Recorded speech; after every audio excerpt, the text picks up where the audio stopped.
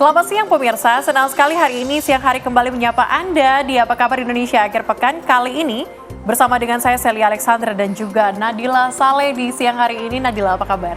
Kabar baik, Sally, apa kabar? Kabar baik juga tentunya sudah siap untuk menyapa pemirsa. Kita punya informasi apa hari ini, Nadila? Tentunya pemirsa dan juga Sally, hari ini kita akan menghadirkan sejumlah kabar-kabar penting dan menarik. Salah satunya kita juga akan mengupdate bagaimana kondisi banjir yang terjadi di Bandung. Namun sebelum itu, kita ke kabar pertama pemirsa, di mana lagi-lagi sekelompok debt collector alias penagih hutang atau mata elang ini berulah. Kali ini pemirsa, mereka hendak merampas sebuah mobil di kota Medan, Sumatera Utara yang merupakan milik seorang polisi.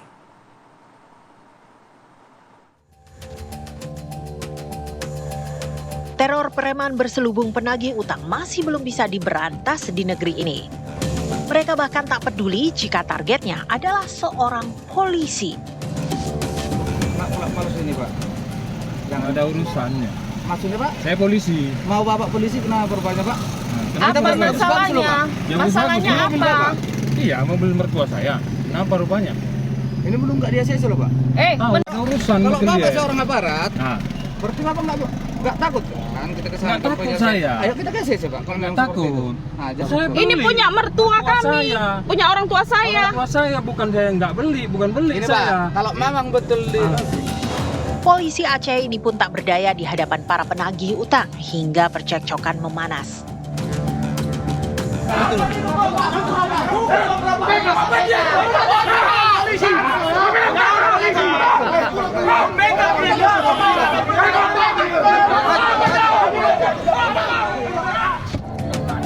Situasi terus memanas hingga Polsek Medan Timur turun tangan.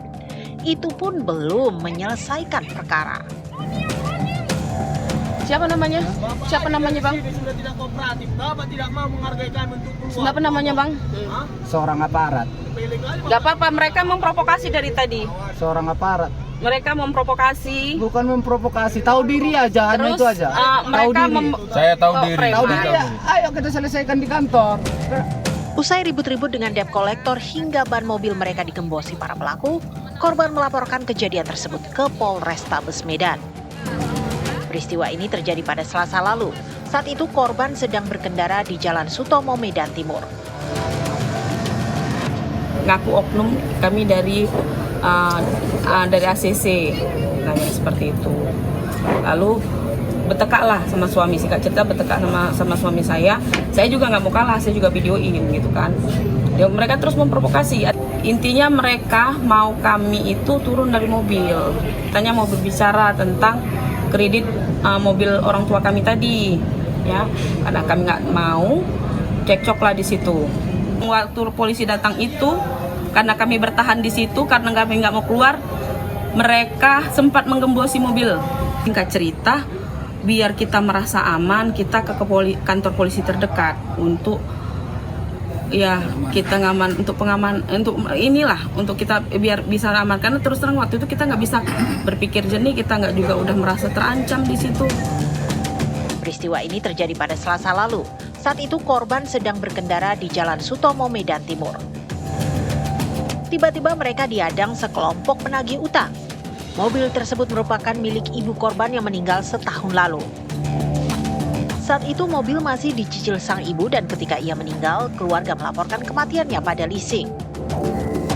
Namun tak ada umpan balik apapun dari laporan kematian tersebut, alias laporan ke leasing dibuat menggantung.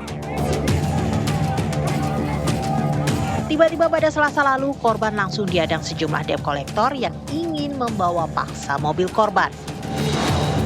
Dari Medan, Sumatera Utara, Alfian Syah, TV One mengabarkan.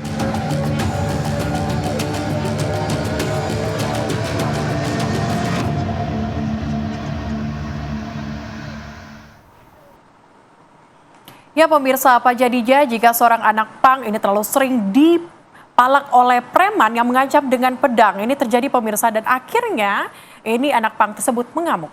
Peristiwa ini pemirsa terjadi di Kota Dumai, Riau, dan berikut kabar selengkapnya untuk Anda.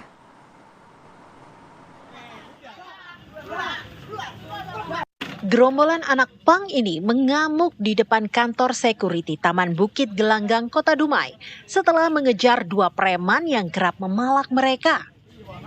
Kedua preman tersebut dikejar anak-anak pang menggunakan balok dan berbagai senjata tajam dan diyakini bersembunyi di kantor security.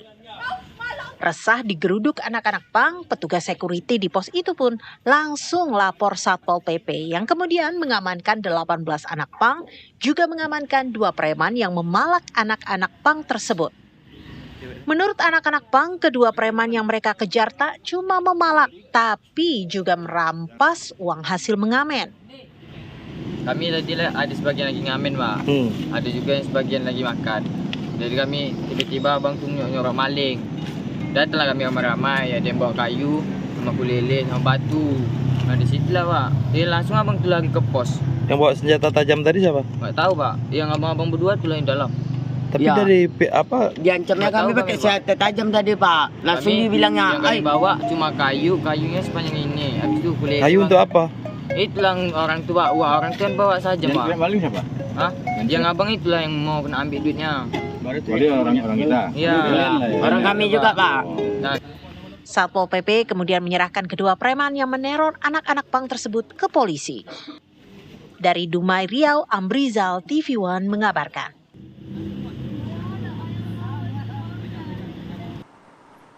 Kami hadirkan kabar selanjutnya untuk Anda pemirsa. Akibat salah menginjak rem ataupun gas di persimpangan, sebuah mobil menabrak kendaraan lain hingga hilang kendali. Mobil baru berhenti setelah menabrak pagar Makodim 0730 di Gunung Kidul. Dalam rekaman CCTV, kecelakaan yang melibatkan mobil sedan dan sebuah mobil pick-up hingga hilang kendali. Tepat di persimpangan depan Makodim 0730, Gunung Kidul diduga tidak melakukan pengereman, mobil sedan terus melaju dan berhenti setelah menabrak pagar depan Makodim. Sang sopir menduga salah menginjak gas saat akan melakukan pengereman, hingga menabrak pagar Makodim.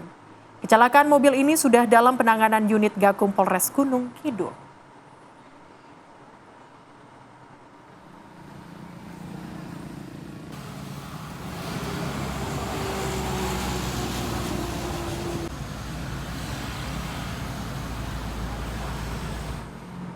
Ya pemirsa, ini viral sebuah video di media sosial di mana ini sejumlah remaja sedang bersama dalam masjid dipukuli oleh sejumlah pemuda di Kabupaten Bandar Meriah, di mana ini terlihat dalam video berikut.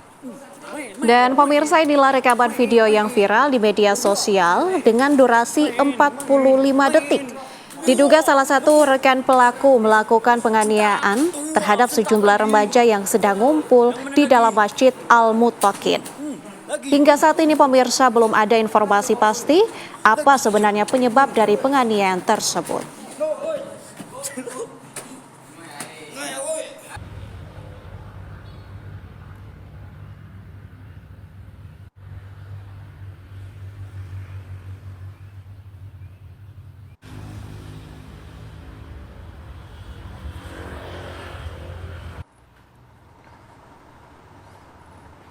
Kami hadirkan kabar selanjutnya pemirsa tentang minyak kita, di mana pernyataan berbeda drastis dibuat Menteri Perdagangan dan Menteri Pertanian soal minyak kita yang isinya kurang dari yang tertera di kemasan. Menteri Perdagangan ini Budi Santoso dengan yakin menyatakan itu adalah kasus lama yang sudah ditindaklanjuti, yang sudah tidak lagi dijual di pasaran. Sementara pemirsa, Menteri Pertanian Amran Sulaiman menyatakan masih ada minyak kita di pasaran yang terbukti isinya kurang dari yang tertera di kemasan.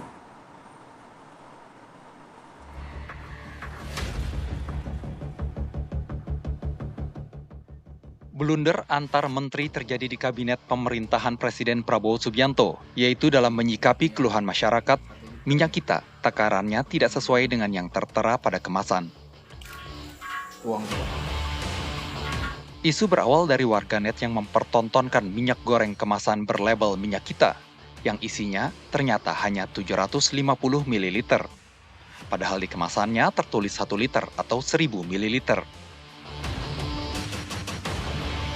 Menteri Perdagangan Budi Santoso dengan percaya diri menyatakan ini merupakan kasus lama yang sudah ditindaklanjuti pihak berwajib, yaitu minyak kita produksi Navita Nabati Indonesia. Menurut sang menteri, minyak kita produksi Navita yang kurang takarannya saat ini sudah tidak lagi beredar di pasaran. Napita Nabati Indonesia, iya. Iya betul yang pernah kita datangkan itu, tapi sekarang sudah ditindaklanjuti polisi ya. Nanti kita update ya, masih diproses. Nanti kita update. Enggak.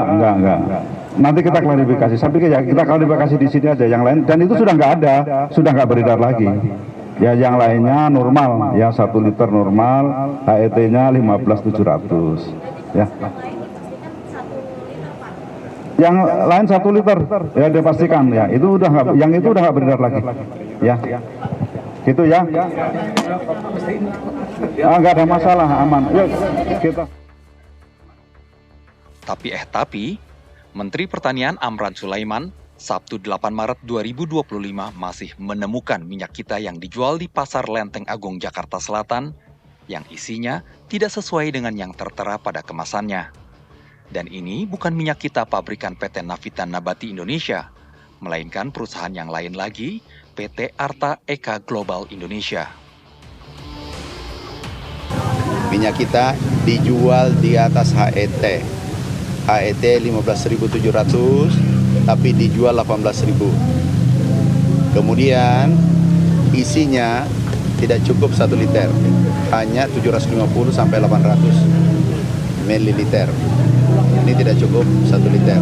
PT Arta Eka Global Asia, kami minta diproses, kalau terbukti ditutup. Kami minta diproses, bila terbukti disegel ditutup. Nggak boleh, ini merugikan rakyat Indonesia, merugikan masyarakat yang sedang melaksanakan ibadah puasa. Dan di luar ibadah puasa, ini tidak boleh terjadi. Minyak kita bukanlah minyak goreng subsidi pemerintah, melainkan kontribusi pelaku usaha eksportir produk turunan kelapa sawit ke pasar dalam negeri. Hanya saja harga minyak kita diatur pemerintah sebagai solusi bagi masyarakat mendapatkan minyak goreng dengan harga terjangkau. Kebijakan ini pertama kali diterapkan saat terjadi lonjakan harga minyak goreng di tahun 2022 lalu. Dari Jakarta, Yoga Kuspratomo, Bima Sakti, TV One mengabarkan.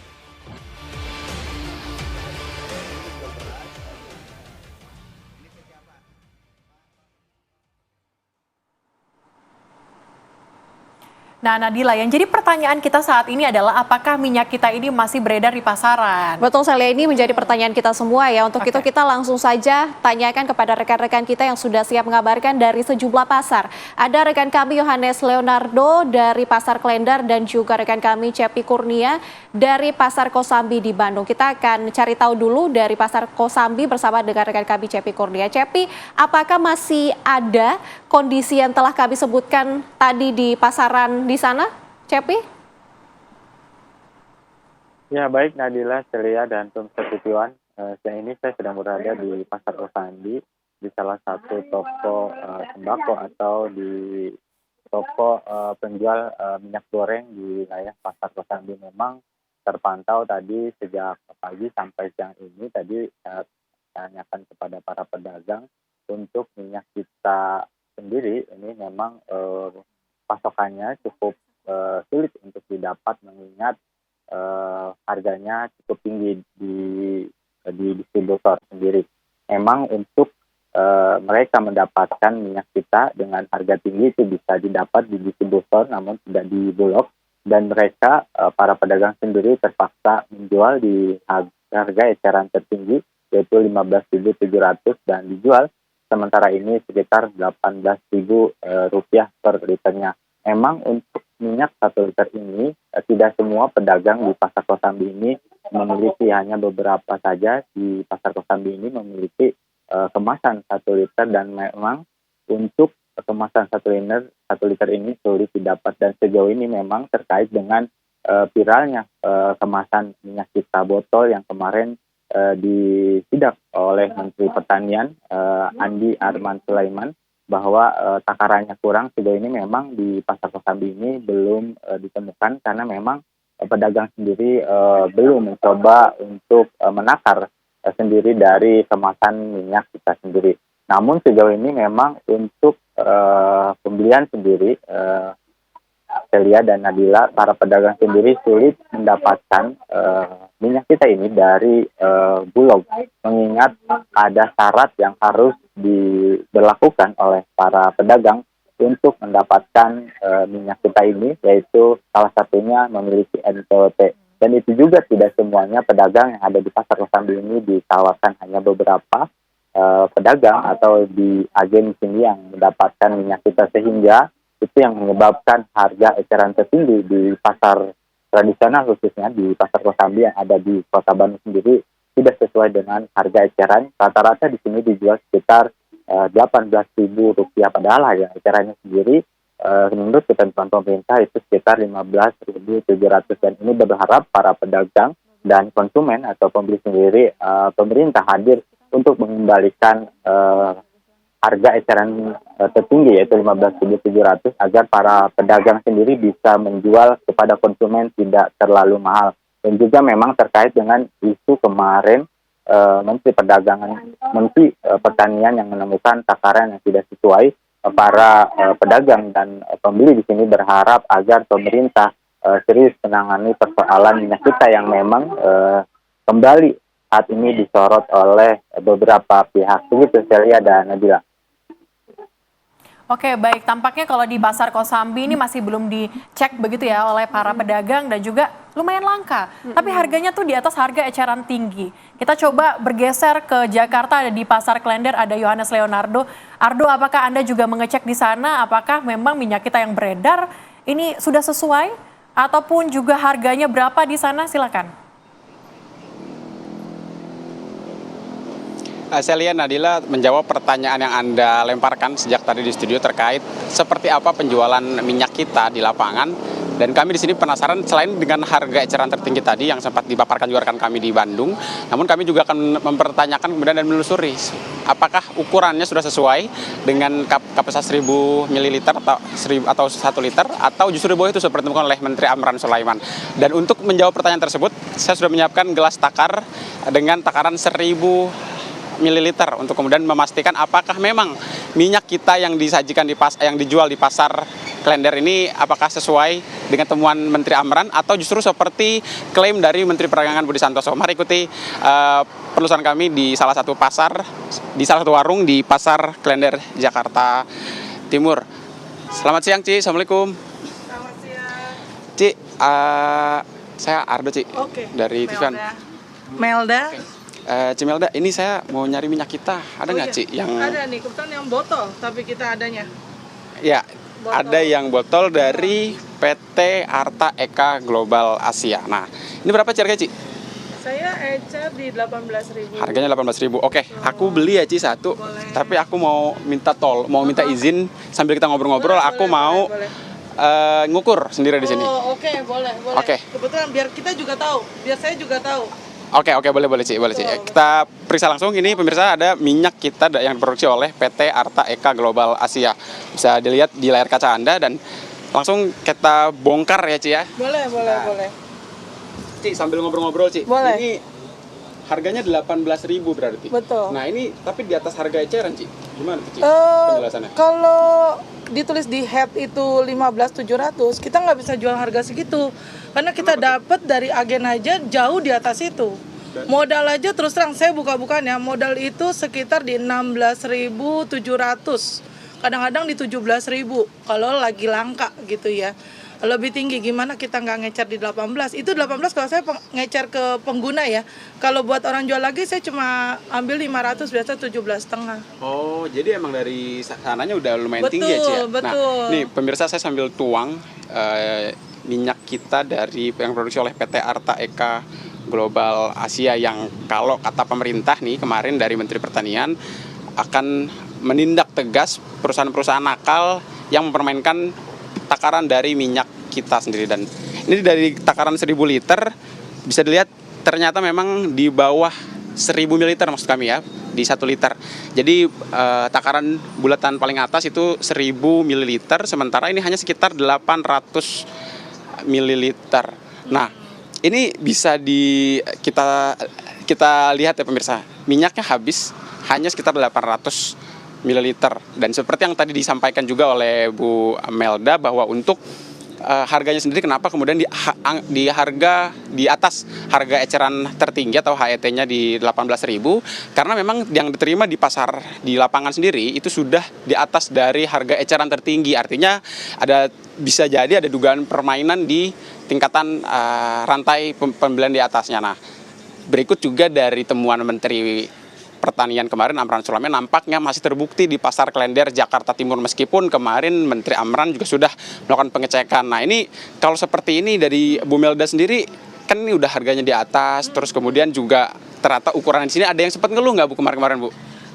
Ngeluh ada beberapa memang iya, orang bilang kok nggak 1 liter ya gitu, karena saya juga susah bilang karena kita kemasan kita nggak mungkin ukur satu-satu, sedangkan dari atas dari agen itu bilang ini 1 liter.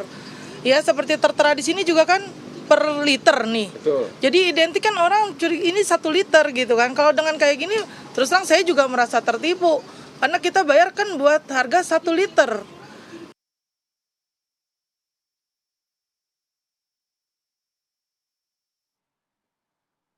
Oke, pemirsa, kalau kita tadi sudah cek ya Nadila, Betul. ternyata tidak 1 liter. Nggak sesuai dengan Iya. apa yang diterangkan di dalam kemasan Kemasannya. tersebut. Oke, dan harganya juga tinggi. Harganya Ini juga jadi kayak tinggi. double kill ditipunya ya. Betul. Kayaknya kita harus cek juga ya minyak Oke. kita yang kita Yang beli di rumah. Itu seperti apa? Terima kasih Yohanes Leonardo atas laporan Anda. Sebelumnya juga ada Cepi Kurnia. Dan usai jeda kita pasti akan hadirkan beragam informasi lainnya untuk Anda. Tetaplah bersama kami di Apa Kabar Indonesia Akhir Pekan pemirsa.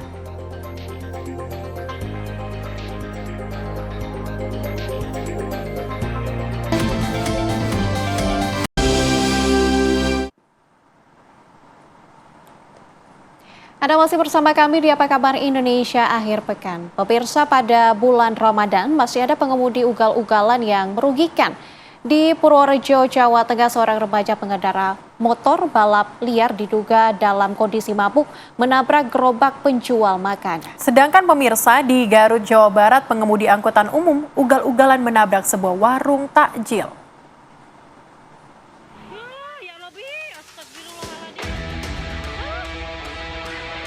Video amatir warga ini juga memperlihatkan histeris masyarakat melihat 2 orang korban tergeletak pasca angkutan umum menyeruduk gerobak penjual tahu. Menurut saksi mata, kecelakaan ini terjadi menjelang buka puasa.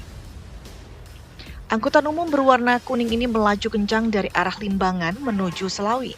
Saat di kampung Ranca Panjang, pengemudi tak bisa mengendalikan kendaraan lalu menabrak warung takjil, gerobak pedagang, dan sebuah pos keamanan lingkungan. Pengemudi angkutan umum berinisial O diduga mabuk dan telah diamankan oleh Polsek Limbangan. Sementara 2 orang korban kritis yaitu pedagang tahu dan seorang anak kecil dievakuasi tim medis untuk mendapatkan pertolongan. Dengar mah Pak, orang-orangnya pada mabuk tuh katanya. Bawa kendaraannya sehingga menabrak ini warung tahu, gorengan tahu Sumedang. Kenceng lah sampai makan korban 2 Pak. Dengan kondisi yang kurang kehati-hatiannya sehingga menyebabkan menabrak warung dan ada korban di situ, termasuk ada anak kecil yang sudah dilakukan evakuasi untuk dilakukan pengobatan. Seorang remaja pengendara motor balap liar diduga dalam kondisi mabuk menabrak gerobak penjual makanan sahur. Kejadian berawal saat pelaku hendak melakukan aksinya mengalami kecelakaan tunggal hingga menabrak beberapa sepeda motor dan gerobak pedagang lesehan di Jalan Ahmad Yani, Purworejo, Jawa Tengah. Kejadian tadi malam, tepatnya pukul 3.30 ya. 3.30, jadi itu kendaraan diawali nongkrong di sekitaran Jalan Balidono, terutama di depan pasar itu, terus melakukan setting kendaraan 3 kali untuk terakhir kalinya lepas kendali. Kendaraan tersebut yang dikendarai oleh Mas Nur Muhammad dengan alamat Keseneng, dan untuk kendaraan atas nama data pemilik Mas Firsan Azza Kumara. Akibat kejadian tersebut, pengemudi motor balap liar atas nama Nur Muhammad mengalami luka serius dan harus dirawat di rumah sakit. Untuk kasus laka tunggal balap liar ini masih dalam proses penyelidikan. Dari Purworejo dan Garut, Edi Suryana, Taufik Hidayah, TV One mengabarkan.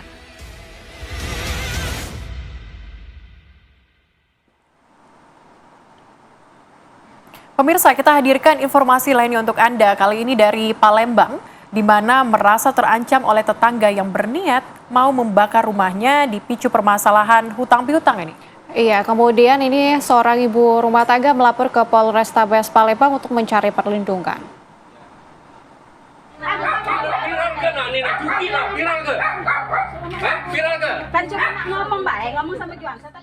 Inilah video yang direkam pelapor saat tetangganya marah dan mengancam hendak membakar rumahnya. Terlihat pelaku sudah membawa dirijen berisi bahan bakar jenis Pertalite. Namun aksinya dicegah dan dilerai oleh warga lain.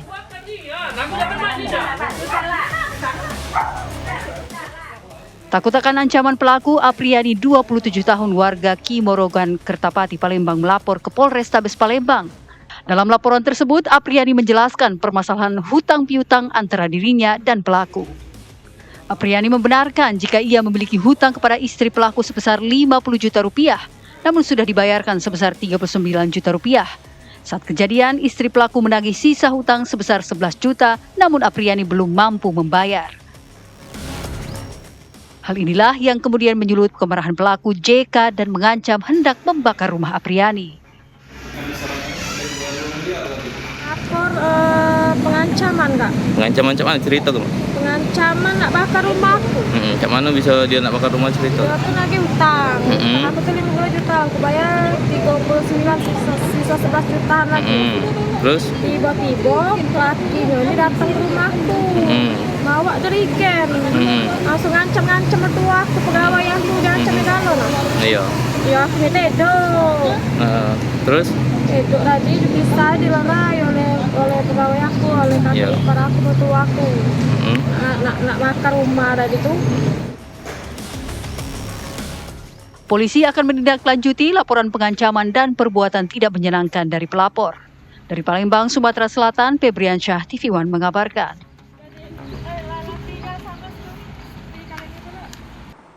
Kami hadirkan kabar selanjutnya pemirsa tentang kebijakan dari pemerintah Provinsi Jawa Barat terkait dengan larangan untuk studi tur sekolah di luar wilayah Jawa Barat. Ini membuat tempat rekreasi wisata kawasan Taman Mini Indonesia Indah atau TMII terdampak pada sektor kontrak kerjasama dengan berbagai ratusan pihak sekolah.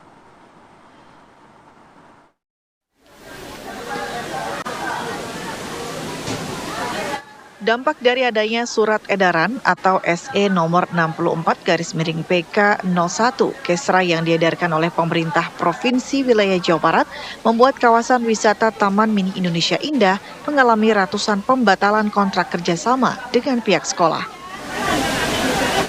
Walaupun demikian, Ratri Paramita menegaskan akan tetap mendukung kebijakan Pemprov Jawa Barat yang membuat kebijakan larangan untuk melakukan study tour di luar wilayah Jawa Barat. Diketahui Taman Mini Indonesia Indah sudah membuat kontrak kerjasama di tahun 2025 dengan berbagai pihak sekolah hingga acara pesantren kilat untuk wilayah Jawa Barat. Namun terpaksa dibatalkan lantaran adanya kebijakan terkait pelarangan study tour. Selain itu, pihak Taman Mini Indonesia Indah atau TMII menyayangkan adanya pelarangan study tour untuk keluar wilayah Jawa Barat. Pasalnya, target pihak kawasan TMII mengharapkan kedatangan para wisatawan atau anak-anak sekolah dari wilayah Jawa Barat ke Jakarta mengunjungi Taman Mini Indonesia Indah. Tahun ini ada, jadi kami sudah ada terbook dari beberapa di Jawa Barat. Untuk pesantren kilat kami juga dibatalkan juga. Jadi, Jawa Barat iya. Kira-kira ada berapa tuh, Bu? Saya nggak bisa bilang jumlahnya, tapi ya cukup terdampak buat kami. Untuk yang grup edukasi, kami kan mengikuti aturan. Jadi apabila memang sudah aturan diterapkan oleh Pemprov Jawa Barat, ya kami mengikuti. Apabila terdampak, pastinya ada terdampak. Karena memang kalau grup sekolah kami banyak dari Depok, dari Bekasi, tetapi bahkan dari Bandung juga banyak. Tapi ya sudah, kita mengikuti aturan yang ada aja. Dari Jakarta, Bima Sakti, TV One mengabarkan. Ya pemirsa, masih mengenai dampak yang terjadi, ini terjadi juga di sektor lainnya, di mana perusahaan otobus PO di wilayah Cirebon terdampak serius akibat kebijakan larangan studi tur yang disampaikan oleh Gubernur Jawa Barat, Deddy Mulyadi. Ya, pemirsa, kebijakan tersebut berimbas pada pelaku usaha transportasi yang selama ini banyak mengandalkan dari jasa penyewaan bus dari sekolah-sekolah untuk keberlangsungan bisnisnya. Salah satu yang merasakan imbasnya adalah PO Bus Tivana yang mengalami lonjakan pembatalan dari sekolah-sekolah yang sebelumnya telah memesan jasa transportasi. Dalam beberapa hari terakhir, pihak PO Bus Tivana menerima banyak kabar pembatalan dari konsumen, khususnya dari instansi sekolah. Terdapat 10 sekolah yang membatalkan bus untuk kegiatan study tour yang sedianya berlangsung pada April dan Mei ke depan. Dari total 30 data yang masuk dan berangkat dalam waktu dekat.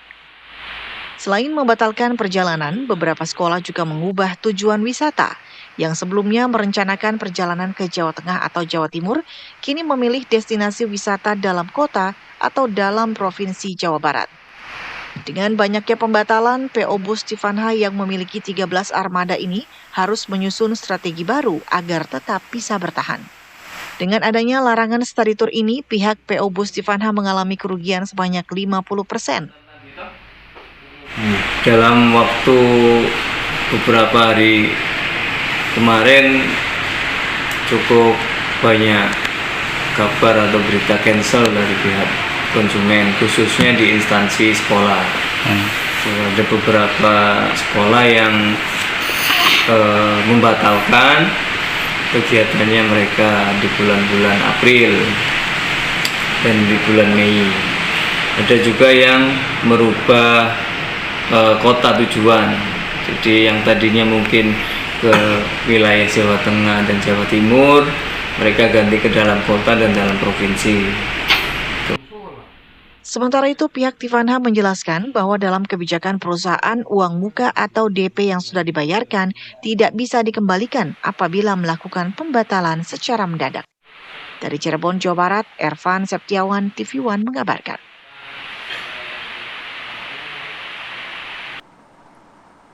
Pemirsa, sejumlah warga yang bertahan di lantai atas rumah terjebak saat banjir bandang di Bandung. Kami hadirkan informasi selengkapnya sesaat lagi. Tetaplah bersama kami.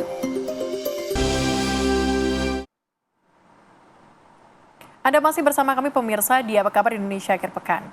Minimnya sarana transportasi, ini perahu di Kampung Bojong Asi, Kecamatan Dayeuh Kolot, ini Kabupaten Bandung, membuat sejumlah warga yang bertahan di lantai atas rumah terjebak ketinggian air. Seorang balita pemirsa dievakuasi relawan BPBD untuk diungsikan ke lokasi yang lebih tinggi.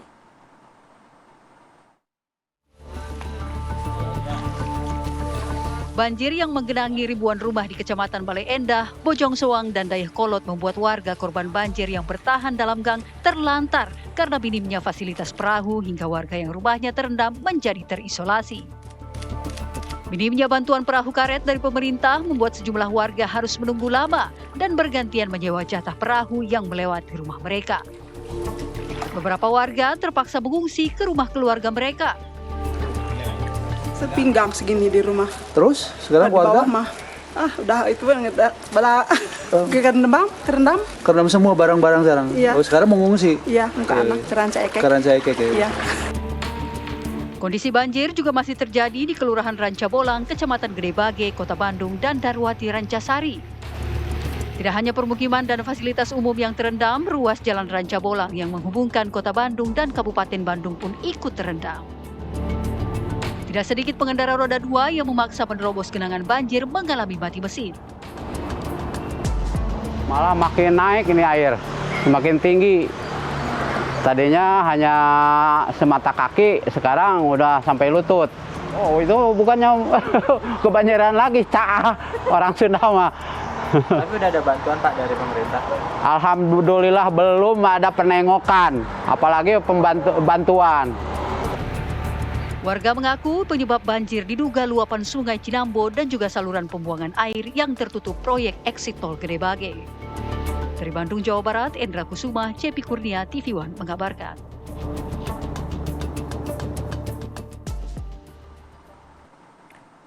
Ya pemirsa, bagaimana kemudian kondisi banjir bandang saat ini di Bandung, Jawa Barat? Saat ini telah bergabung bersama dengan kami reporter TV One, Endra Kusuma. Endra, bisa Anda gambarkan apakah juga banjir bandang yang terjadi di sana masih kemudian tinggi, intensitasnya seperti apa? Ya, Celia dan Gila dan pemirsa Tiwan, dapat saya kabarkan dari sejak sudah sampai sejak ini memang kondisi debit air di kawasan seperti ini, kawasan Kampung Bekasi ini memang belum mengalami penurunan debit.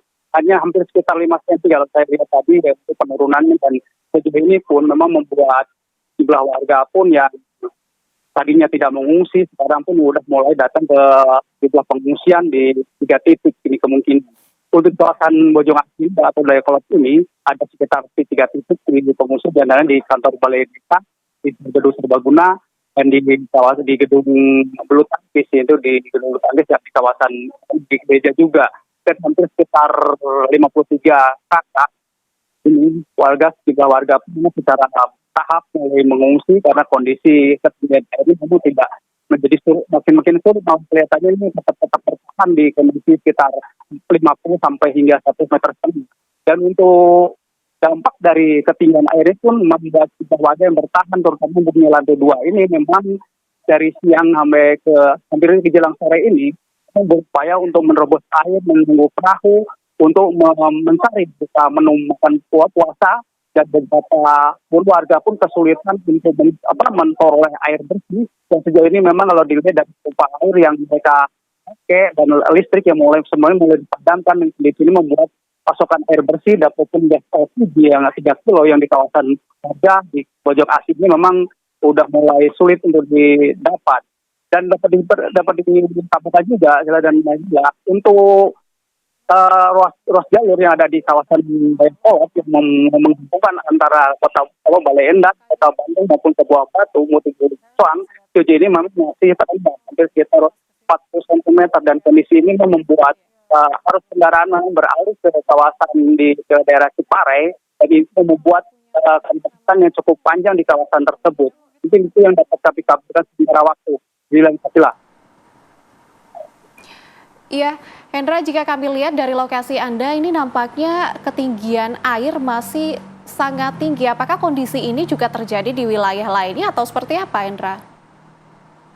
Ya, kalau untuk kawasan di kawasan Bandung Selatan ini, terutama ini kan dekat bantaran sungai, dan ini mencakup sekitar 3 kecamatan, yaitu kecamatan Bojongsoang, kecamatan Dayakolot, dan Balai Endah. Dan hampir sekitar untuk Dayakolot ini ada sekitar 7 desa, di antara mencakup daerah-daerah Bojongsoang maupun daerah Cijagra maupun daerah Andir, daerah-daerah Parupalang maupun Andir, ini pun memang cukup terdampak. Jadi bukan hanya di sini aja, beberapa wilayah tapi ini mungkin daerah yang paling dalam di Tasil. Ya, baik. Tampaknya juga masih sangat tinggi. Kita harapkan bahwa air segera surut. Terima kasih Endra Kusuma melabarkan langsung dari Bandung, Jawa Barat. Selamat bertugas kembali.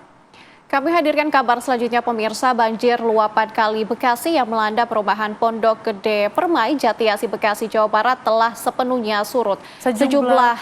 Sejumlah warga, pemirsa, terpantau sudah kembali ke rumah dan membersihkan barang berharga dari banjir.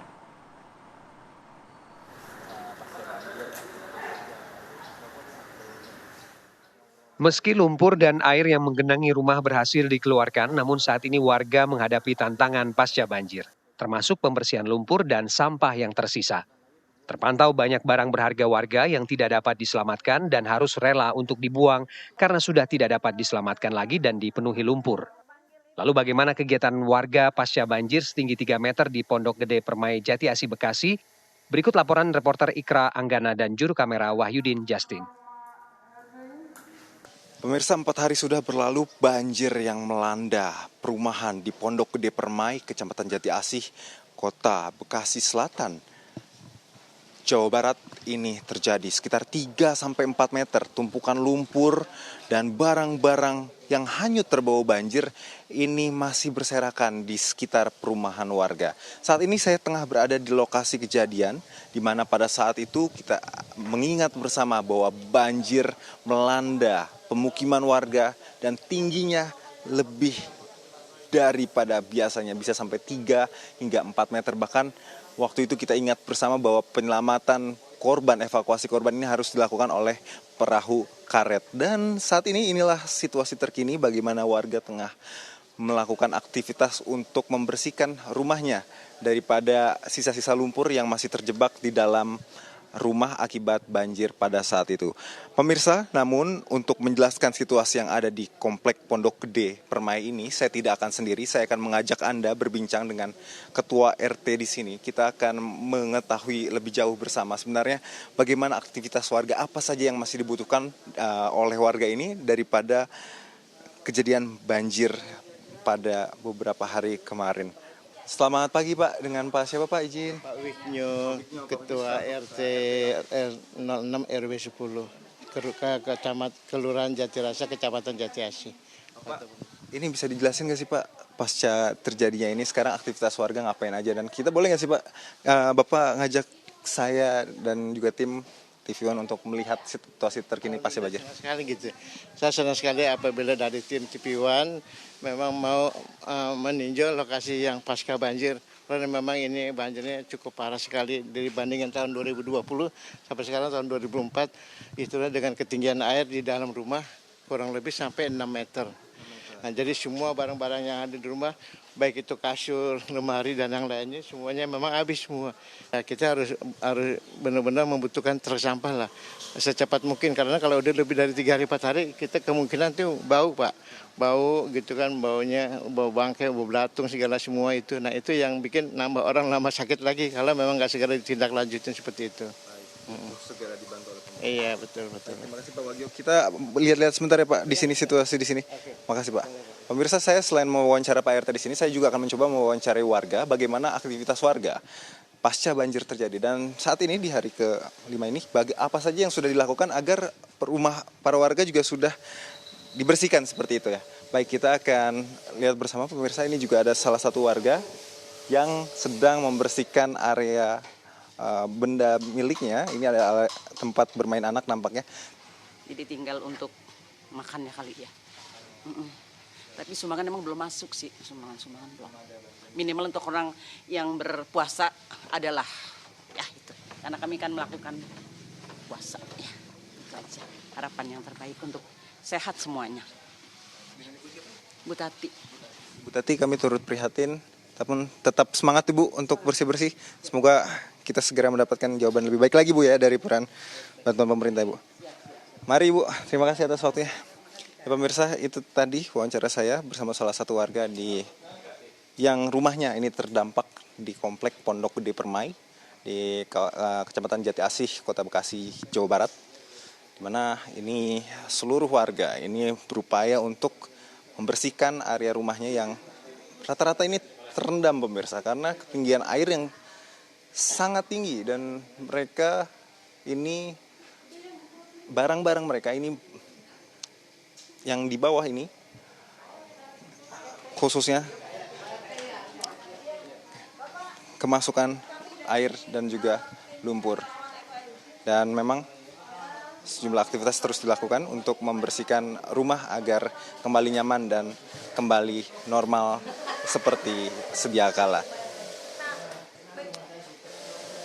Dari Bekasi, Jawa Barat, Ikra Anggana, Wahyudin Justin, TV One mengabarkan.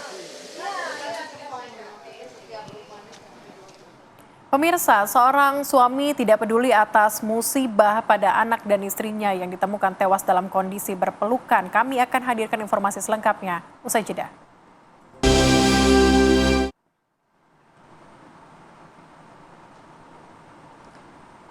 Terima kasih Anda masih bersama kami di Apa Kabar Indonesia Akhir Pekan. Pemirsa, seorang suami merasa tidak peduli atas musibah yang menimpa anak dan istrinya yang tewas dan ditemukan tim SAR gabungan dalam keadaan berpelukan.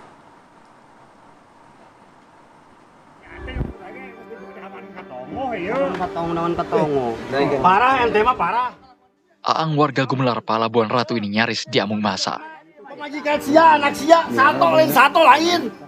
Pasalnya dirinya memberikan laporan palsu bahwa istri dan anaknya selamat dalam terjangan banjir bandang yang melanda Kampung Gumelar, tempat tinggal ia dan keluarga.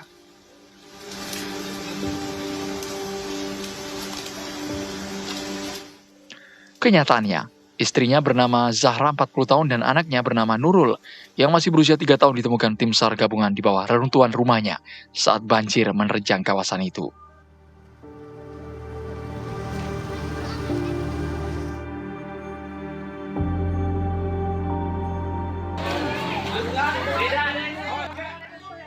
sang suami yang tega menyatakan istri dan anaknya selamat terpaksa diamankan pihak kepolisian karena nyaris diamuk massa.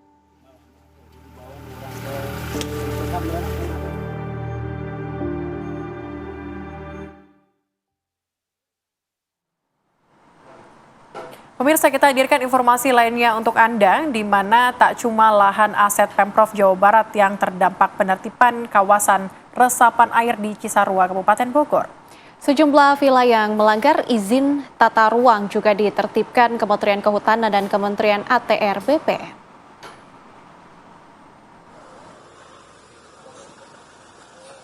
Kementerian Kehutanan menyegel sejumlah villa yang berdiri di berbagai titik hulu daerah aliran Sungai Ciliwung, Cisarua, Kabupaten Bogor, Jawa Barat, sekaligus kawasan hutan produksi. Untuk melakukan penyegelan ini, Kementerian Kehutanan menggandeng Kementerian ATR BPN. Dalam hal ini untuk hari ini kita pasang pelang, nanti akan kita ambil keterangan dan pemasangan pelang ini juga disaksikan Pak RT, pemilik, dan seluruh jajaran kami yang ada dari Jakarta. Ada dua undang-undang yang kita pakai. Satu itu Undang-Undang Kehutanan nomor 41 tahun 1999 di pasal 50 ayat 3 itu menyebutkan dilarang mengerjakan menduduki di dalam kawasan hutan. Itu kalau kita kasih pasal 78 ayat 3 huruf A-nya itu dia kalau dia tidak punya izin, tidak memiliki hak dan tidak memiliki legalitas, dia 10 tahun dan 5 miliar. Itu pengenaan kita. Mungkin kalau yang tata ruangnya nanti ada dari Bu ATR, pelanggaran tata ruangnya yang akan menjelaskan. Setidaknya ada 20 villa yang akan disegel karena menduduki area daerah sungai dan kawasan hutan produksi. Selain itu, operasi penertiban kawasan resapan air juga akan dilakukan di Das Bekasi dan Cisadane. Dari Kabupaten Bogor, Jawa Barat, Yunike Suwandi, Teddy Suhendi, TV One mengabarkan.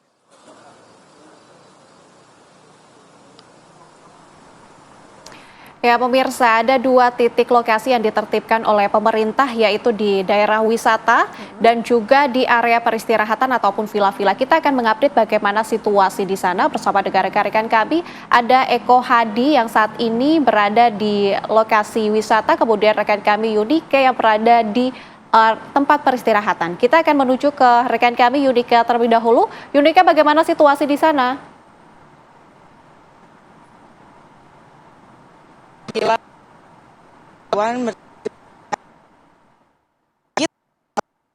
Dan bersama dengan telah hutan di mana melakukan tempat penginapan begitu ya yang berada di daerah.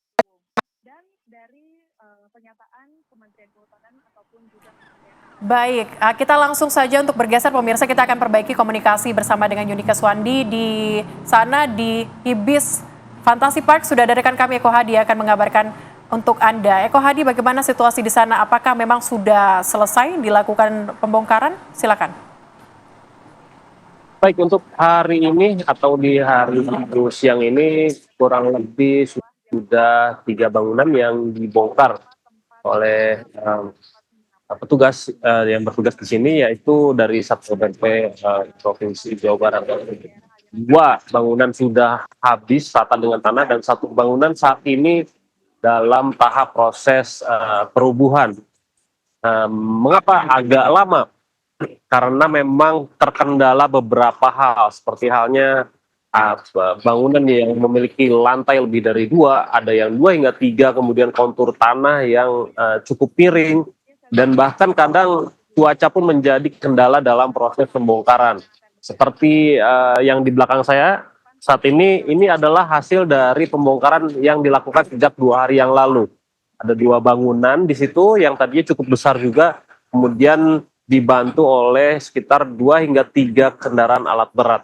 Dan satu lagi wahana yang tidak memiliki izin, yaitu ada wahana para yang memang agak sulit jika menggunakan alat berat. Makanya dari pihak Satpol PP Pemprov sendiri mengimbau atau menyarankan kepada pengelola dari Hibis Fantasi Bogor ini untuk mengelolanya secara mandiri dengan menggunakan alat-alat yang memang proper. Ya, perlu diketahui juga bahwa sekitar 25 titik di Hibis ini berada di bawah area hijau dan 11 diantaranya tidak memiliki izin. 14 masih dikaji ulang dari pihak Provinsi Jawa Barat sendiri. Apakah memang sudah lengkap izinnya atau bagaimana? Karena dari versi Kementerian Lingkungan Hidup ada yang beberapa waktu itu yang disegel, namun ternyata setelah dicek ada memiliki izin. Begitu. Baik, terima kasih Eko Hadi mengabarkan langsung dari daerah wisata. Kita akan tanyakan ke rekan kami Yunika yang sudah berada di lokasi villa di Kabupaten Cisarua, Kabupaten Bogor. Yunika, bagaimana kondisi di sana, Yunika?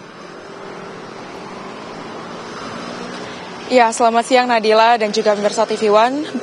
Tadi pagi tepatnya Kementerian Kehutanan serta didampingi dengan Kementerian ATR BPN telah melakukan operasi penertiban penggunaan kawasan hutan di beberapa tempat, yakni hari ini ada 4 tempat ataupun tempat penginapan villa begitu ya, yang dikatakan melewati daerah aliran Sungai Ciliwung. Nanti setelah dilakukannya pemasangan pelang ini, tepatnya hari ini, dari pihak Kementerian Kehutanan ataupun Kementerian ATR BPN memberikan waktu setidaknya 1 bulan hingga 1,5 bulan kepada villa-villa ini untuk memberikan dokumen ataupun legalitas apakah mereka memiliki izin tinggal di tempat tersebut, dan juga jika mereka melanggar ternyata dokumen tersebut dikatakan tidak sah begitu ya, akan mungkin dilakukan tindakan selanjutnya seperti pemulihan aset. Namun sebaliknya jika ternyata mereka memang memiliki dokumen-dokumen ataupun legalitas yang sah begitu ya, bisa dikatakan bahwa mereka masih bisa mengoperasikan tempat tersebut ataupun tempat rekreasi. Nadila, selain itu juga di tempat saya mengabarkan saat ini, dari Kementerian Kehutanan dan juga Kementerian ATR BPN mengatakan bahwa ada 15 titik yang akan dilakukan penyisiran atau dilakukan operasi, dan selanjutnya pemirsa akan dilakukan di Das Bekasi ataupun di Das Cisadane. Sementara itu kembali ke Anda di studio. Oke, tampaknya masih ada 15 lokasi yang nantinya akan dilakukan penyisiran kembali. Terima kasih Yunika Suwandi, dan sebelumnya juga ada Eko Hadi yang mengabarkan langsung dari lokasi wisata Hibis Fantasi Park. Kami juga akan hadirkan informasi lainnya ya. Tapi kita jeda terlebih dahulu. Setelah jeda iklan berikut ini kami akan hadirkan informasi penting lainnya untuk Anda sesaat lagi.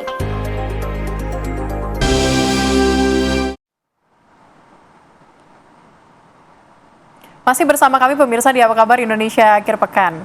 Menjelang Hari Raya Lebaran Idul Fitri, pesanan kue basah khas Palembang ini menjadi primadona dan banyak dipesan seperti usaha dapur Bunda Raya yang banyak mendapat orderan sambutan dari kue basah tradisional khas Palembang.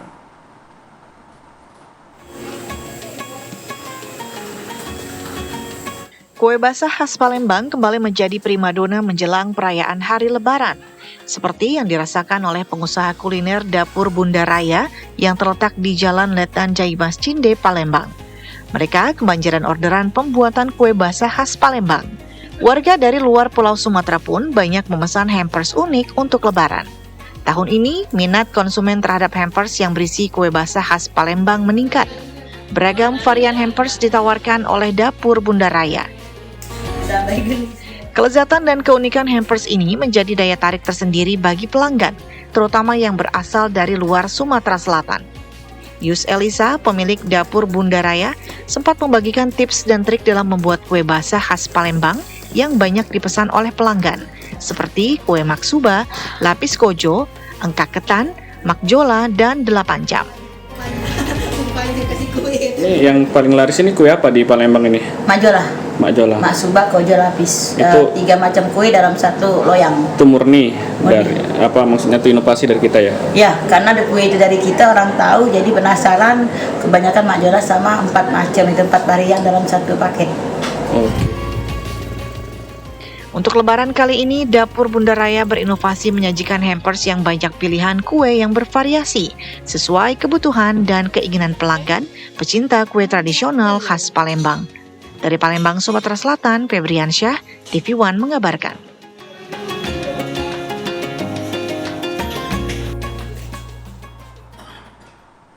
Kami hadirkan kabar selanjutnya untuk Anda tentang buka puasa bersama, di mana pemirsa ratusan warga ini menyerbu masakan soto kelenteng Hok Sui Bio di Bojonegoro untuk berbuka puasa bersama. Di sini umat Muslim berbaur dengan umat Konghucu.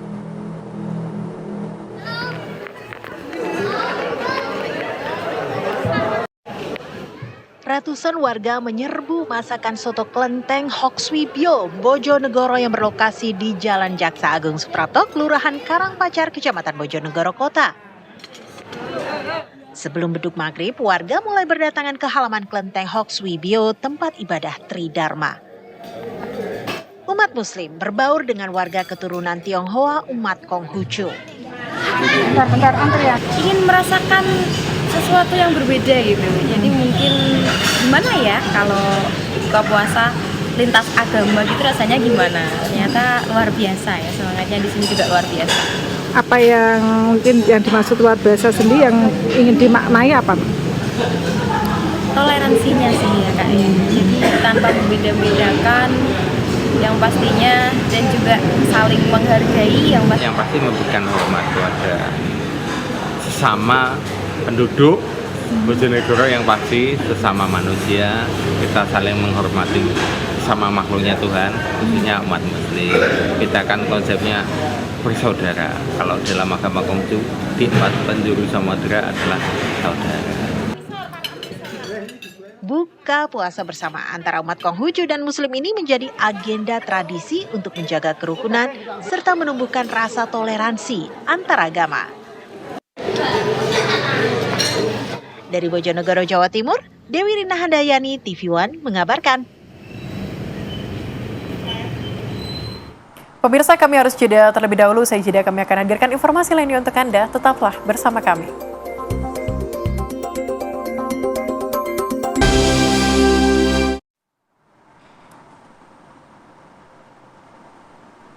Terima kasih Anda masih bersama kami di Apa Kabar Indonesia akhir pekan. Pemirsa, sholat tarawih di Pondok Pesantren Al-Fatah Temboro di Magetan, Jawa Timur berdurasi hingga 8 jam lamanya. Tarawih di sini pemirsa dipimpin 5 imam yang secara bergilir membaca 30 juz Al-Quran setiap malamnya.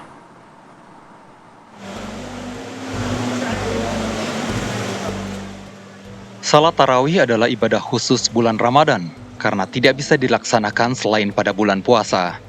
Karenanya banyak umat Muslim tidak menyia-nyiakan kesempatan mengerjakan salat tarawih semaksimal mungkin. Di Pondok Pesantren Al-Fatah Temboro di Magetan, Jawa Timur, ada salat tarawih yang dikerjakan sebanyak 23 rakaat dengan durasi hingga 8 jam lamanya.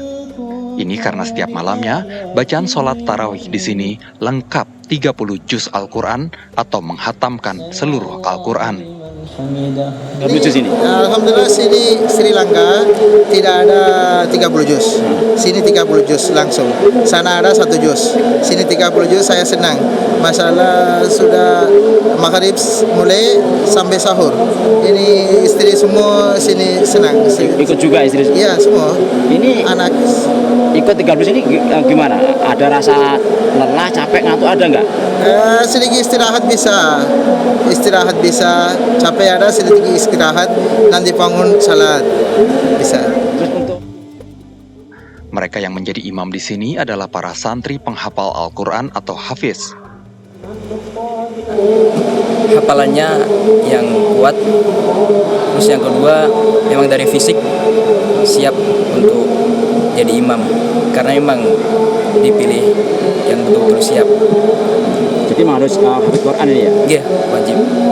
Oh, dalam semalam ini ada berapa juz yang dibaca untuk imam? Untuk setiap imam insya Allah mendapatkan 6 juz. Satu malam 5 orang. Tentunya tidak semua sanggup sholat tarawih selama 8 jam. Di masjid yang sama, juga diadakan sholat tarawih dengan bacaan hanya 1 juz, 5 juz, dan 10 juz Al-Quran, sehingga jemaah bisa memilih. Dari Magetan, Jawa Timur, Miftahul Ervan, TV One mengabarkan.